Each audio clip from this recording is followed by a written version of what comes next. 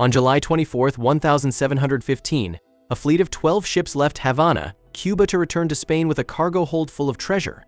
Just 1 week after setting sail on July 31, 1715, the fleet was caught up in a hurricane off the coast of Florida, and 11 of the 12 ships were lost to the storm after being pushed into the outer edge of a reef. Over 1,000 sailors lost their lives when the ships sunk into the Atlantic Ocean. But they weren't the only casualties that day. The treasure that was on its way to Spain was also lost to the seas. Since then, the occasional coin would wash up on shore from time to time, sparking continued interest in treasure hunters that were hopeful to find the bulk of the treasure laying somewhere along the ocean floor. Everyone dreams of finding buried treasure or winning the lottery, but very rarely does it actually happen. However, 300 years after the treasure was lost to the hurricane, a group of treasure hunters struck gold, literally. On July 31, 2015, over 300 gold pieces were found just 15 feet off the Florida coastline and in only 8 feet of water.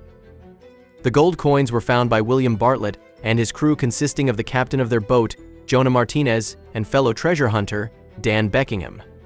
The 350 gold pieces were sitting on the sandy floor just 8 feet below the surface of the ocean. They used the propeller of their boat to remove the top layer of sand from the ocean floor in order to reach bedrock, which is where these gold coins were discovered.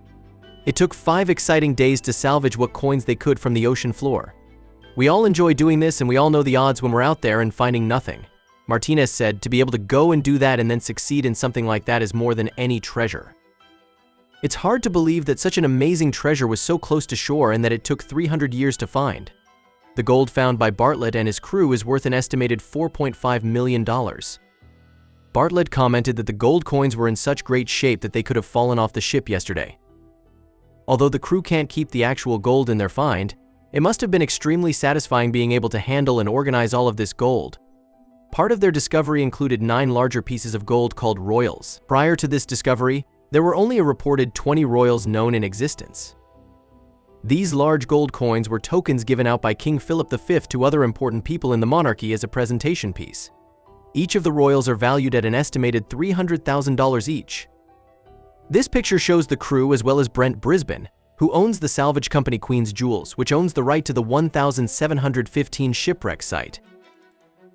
So far, $6.5 million worth of gold has been recovered from the disastrous fleet wreck 300 years ago, and there is about 400 million more yet to be discovered. Queen's Jewels owns the right to the wreck and hires subcontractors like Bartlett and his crew to treasure hunt for them.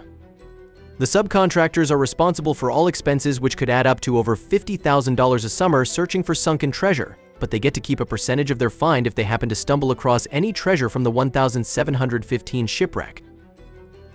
Brisbane's company bought the right to this particular treasure from Mel Fisher, who won a court battle in 1980 for the rights because Spain hadn't shown much interest on the lost treasure, even though it originally belonged to Spain. However, the state of Florida did assert rights to any treasure found on their coastline. They get 20%, which they will display in their museums.